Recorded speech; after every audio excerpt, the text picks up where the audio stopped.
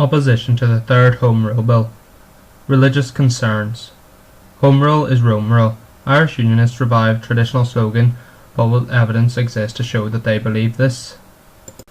Alexander McCann case, 1910. Roman Catholic married Belfast Protestant. He left his wife and took 3 kids.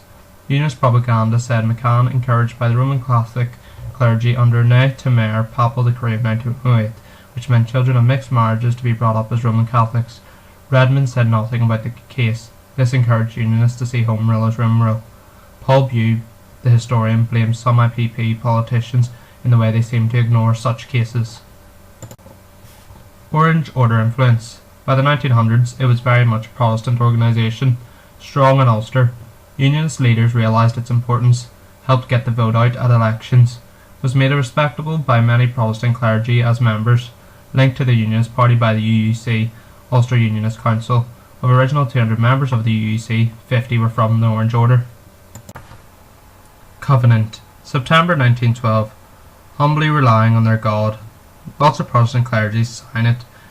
Papers pick up atmosphere of God's chosen people.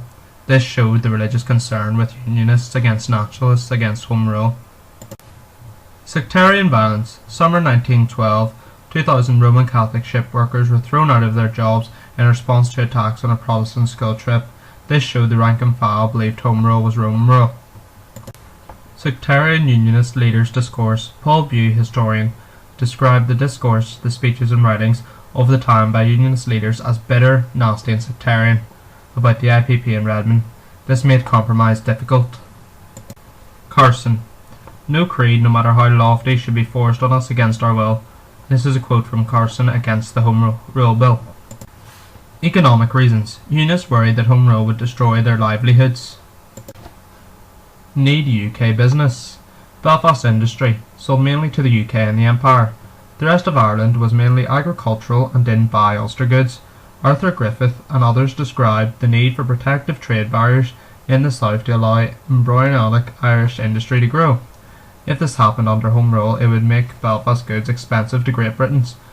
Factories would be ruined and jobs lost, so it wasn't just big businesses worried. Southern Unionists. They could lose estates. Southern Unionists tended to be big landowners, like Lord Lansdowne had a big estate in Kerry.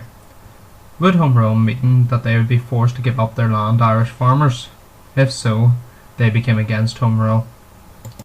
Political reasons. Unionists in Ireland would be in a minority in any home rule parliament. Conservatives desperate to unite party and defeat Liberals. This explains why the Conservatives joined with the Unionists.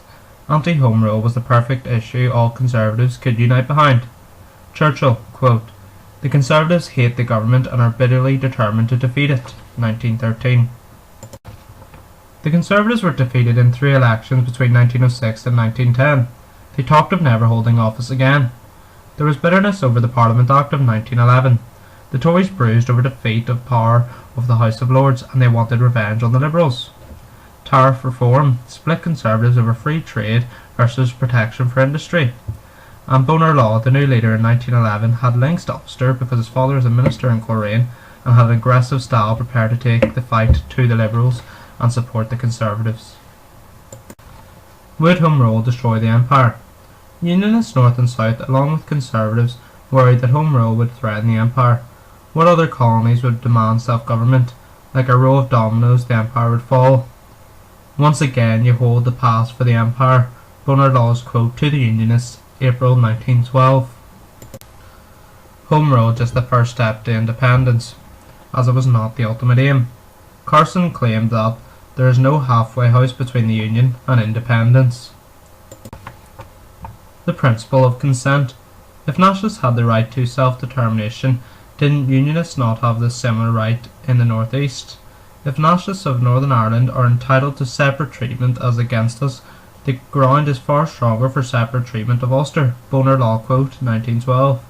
The historian Moneypenny describes the crisis over home rule as a tragedy between 2 great rights. IPP and Liberal mistakes. You can argue that the Union's opposition weaknesses actually encouraged their resistance. IPP mistakes. Ireland is a unit. Redmond denied Ulster's right to partition. He felt that the minority could not stop the majority's democratic right.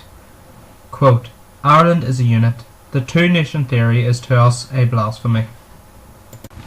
They underestimated Ulster resolve. Redmond saw Ulster as a rock to be blasted out of the way.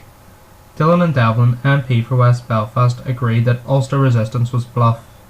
Unionists kept raising the stakes after this. No plan B. They had no alternative to an All-Ireland Home Rule. The IPP allowed the Liberals to fight their battle. Liberals could give compromises for the IPP then tell them after. When partition solution became likely, the IPP were surprised. Liberals' mistakes. Asquith's wait-and-see tactic that he used. He planned to sit in the sidelines, let things develop, and if compromise was needed, give it at last minute. This gave initiative to the Unionists. Appease the IPP. Asquith preferred to reassure the IPP that the Liberals would fight for an All-Ireland Home Rule solution. He might have tried to be straight with them and encourage early compromise on Ulster. The Cura Mutiny. March 1914, Churchill wanted to put pressure on the UVF with a show of force by the army. He moved extra troops to ammo dumps in Ulster. This started a chain of events, including blunders by Seeley in the War Office, going beyond orders and speaking hypothetically about forcing Home Rule in Ulster that led to the mutiny. Ulster could step up the threat of the UVF without fear of the Great British Army attacking. Conclusion. Certainly the thought that Home Rule was Rome Rule occupied the minds of many Unionists, particularly the rank and file in Ulster under the influence of the Orange Order, but the idea that Home Rule would hit people's pockets was another major motivator.